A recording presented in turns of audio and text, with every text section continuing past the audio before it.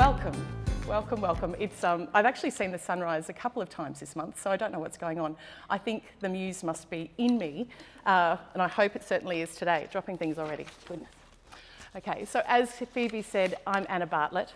My business is Shiny Happy Art, and some of you here have definitely done paintings with me. There's lots of familiar faces in the audience. So this is what I do.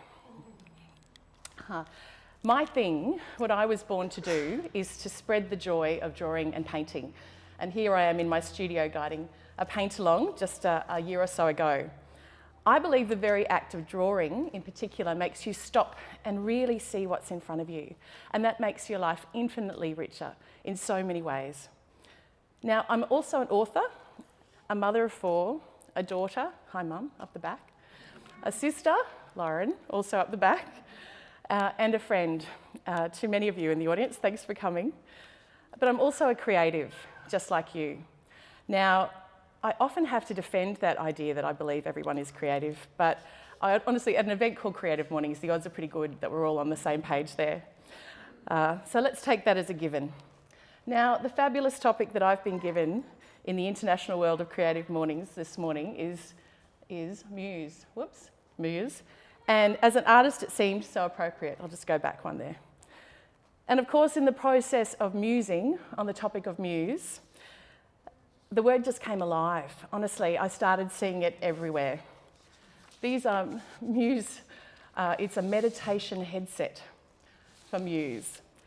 It's a headband, apparently, that helps you meditate. Muse poetry jumped out at me. I do spend a fair bit of time on Instagram. This is from one of my very favourite books, The Apricot Memoirs by Tess Guinery. I recommend it highly. But it's one of those books that you just flip open to a page a day, and this one, far out. It's come up so many times in the last couple of weeks. Muse paintings appeared in my newsfeed almost every day.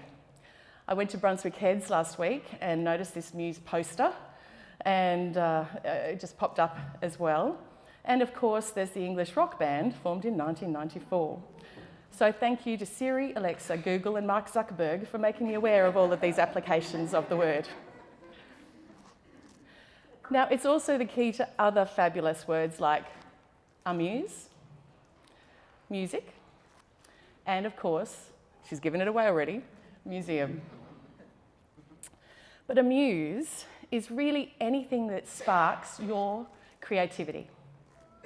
Okay? It can be a person, a place, or an object. And the word originated, so we're just going to do a little bit of basic stuff. The word originated in the late 14th century, which of course was the time of classical mythology. So, I'm going to put my glasses down. So picture this. So the sky and thunder god, and do you know who that is? Zeus, give it away. Who could have anyone he wanted, Zeus. He was apparently quite a catch, but he could have anyone he wanted, and he certainly did. But he got together with Leto, the goddess of motherhood, and she gave birth to twins, Apollo and Artemis. There they are, okay, twins. Now, Apollo, a bit of a famous one, is the Olympian god of prophecy, music, poetry, healing, and archery. And I just need you to remember him for later. Now, Zeus also got together with the goddess Mnemosyne, his aunt, I know, and apparently they enjoyed each other's company for 9 consecutive nights, which resulted in the conception of the 9 Muses. I know, as you do. So I know 9 names. Lauren, you're on. 9 names are a bit difficult to remember. So I have got a little bookmark for everybody, and it's being handed around right now. As a visual person, I think it really helps to have something, and you can tell by the number of slides I've done, has something to refer to. So as we're going through these 9 muses, I'd love you to think if any of them relate to you, okay? So, and I would also like to forgive any mispronunciations, which are bound to happen as we go through some quite unusual names. But yes, definitely keep an eye out for the ones that apply to you, and we're going to go through them in alphabetical order. All right. So firstly, there's the goddess, or the muse, Calliope. Now, she is the god, or the muse for epic poetry. Do we have any epic poets here? Come on, seriously. I can see a couple. Epic poetry. So if you really want to do epic poetry, she's your girl, okay? That's the sort of way of pulling them into your life. Then, of course, there's Cleo. Cleo is the muse for history. Now, she's pictured often with scrolls or books, a laurel wreath. Calliope back here, I mentioned, she's got a tablet and a stylus, so I put her with an iPad and a stylus, but also to remember what they're for, okay? So here we go with Cleo. She's got scrolls and books. History is her thing. So if you're into history, and I know we've got some family history people in the audience today, if you are into family history or history in general, she is your girl. The next one, we're getting sexy here, is Erato. She's the muse for love poetry. Any love poets? I think we should all try a bit of love poetry in the audience today. All right, so she's pictured with the lyre. I don't know how that goes with love poetry when you say it out loud. All right. Then, of course, there's Euterpe or Euterpe. I'm not quite sure of the pronunciation there. She is the muse for music, song and lyric poetry. I know we have some songstresses, songwriters in the audience today as well. She's pictured with panpipes and a laurel wreath. Then, for the scriptwriters, for the playwrights among us, this is Melpomene. I think that's how we say it. She's all about tragedy. So she's pictured with a tragic mask, a sword, often a club, and sometimes boots. Handy if you're in tragedy. Then, Polyhymnia. Now, she's obviously into hymns. She's pictured with a veil and grapes. Terpsichore, if you're a dancer, she's your girl, okay? So she's the muse for dance, and she's pictured also with a lyre and a plectrum to pluck the lyre there.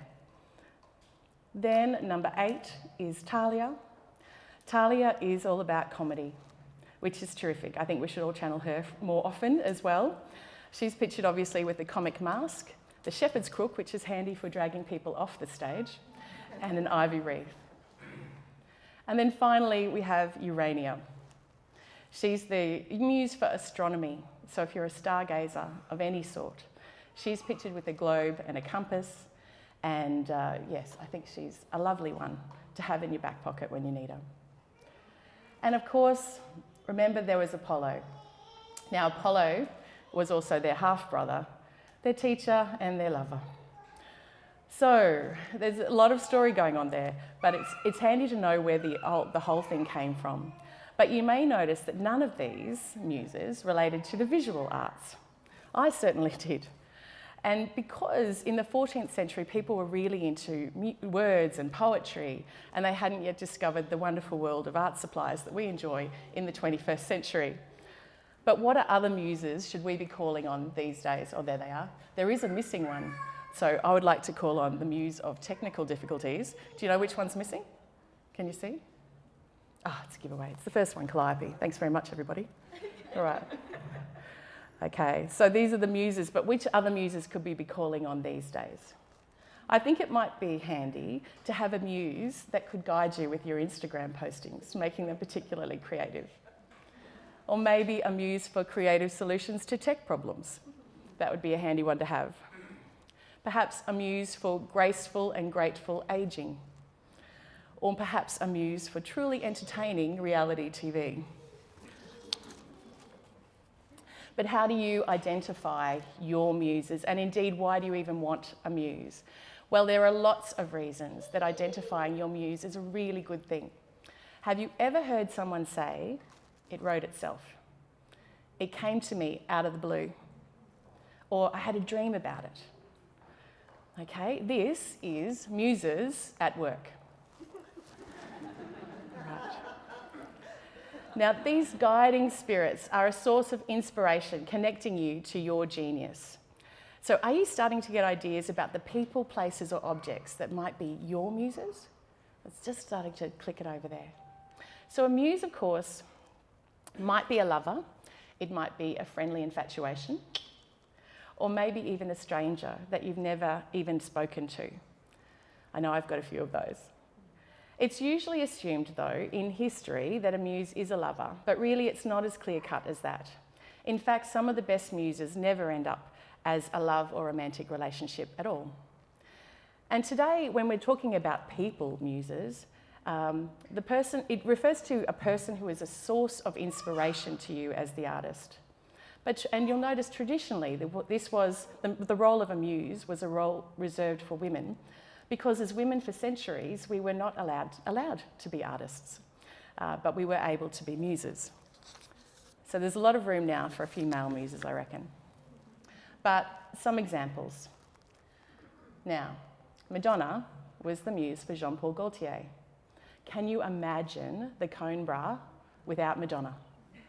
Apparently Gaultier made it for his cat first, but still I think Madonna had a lot to do with making it famous. All right. Now he said, I thought we were like twins in a sense.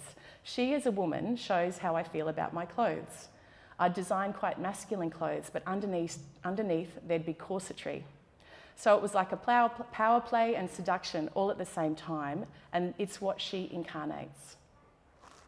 Now, Audrey Hepburn, of course, was the muse to Givenchy. I hope I've said that right. The French couturier will be remembered for many things, but none more than that little black dress from Breakfast at Tiffany's in the 1961 film. He revolutionised international fashion with the timelessly stylish looks he created for her. Audrey was his great friend and muse for over 40 years. There we go, bit of love there. Now, Picasso, here's another one. Picasso had many muses.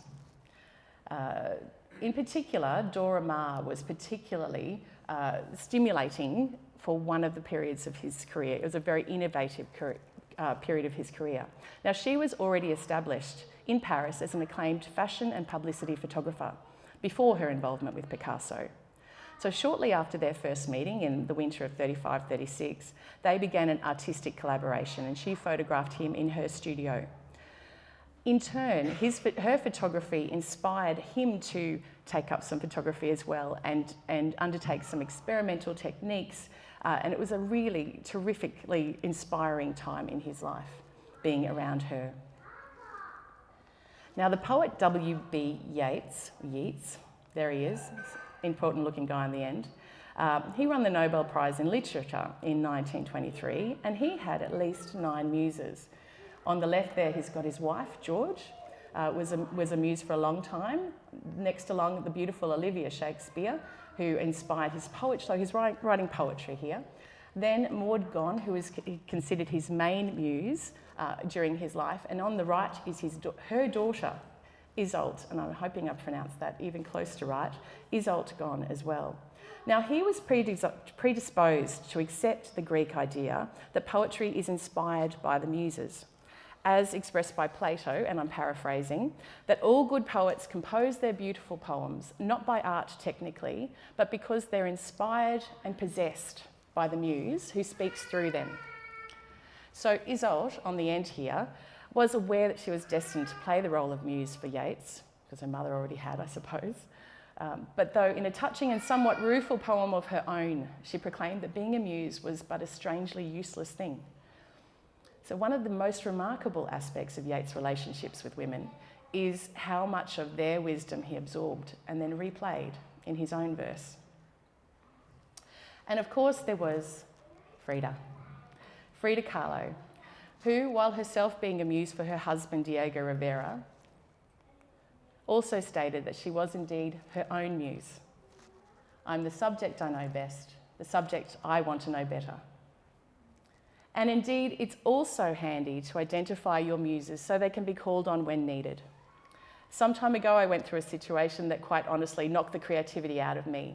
I was adrift, totally not myself, but it was through calling on my inspiring muse friends, some of whom are here today, making the time to visit my muse place, the beach, and using my favourite art supplies, so they could be my muse objects, while listening to quite a lot of Wham and Rod Stewart, that I reconnected to my creativity and got back on track. Okay, so how do you call on your muse? And this can become part of your own creative practice.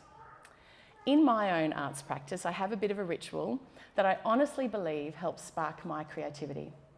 And now that I look at it, it could be a way that I'm channeling my muses, inviting them to work their magic.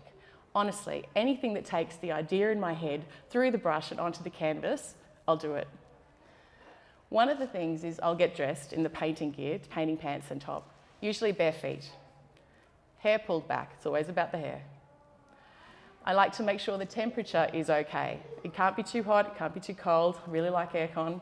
I had a discussion with Katie White earlier this week about the temperature. She likes it being like a bit of adversity with the temperature, and she builds that into her art. Damien Kamholtz, who's a wonderful artist, is the same. He will channel the heat or the cold of his environment into it.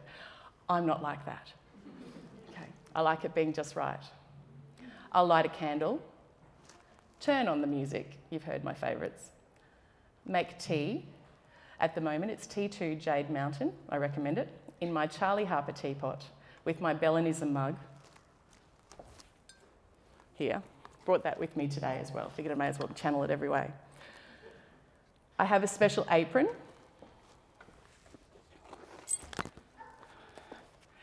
With brooches and that friends have given me, and lots of history.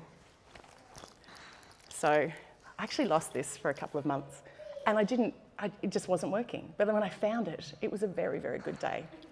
But all the brooches have history, the apron has history. It's part of the ritual. It's my muse object.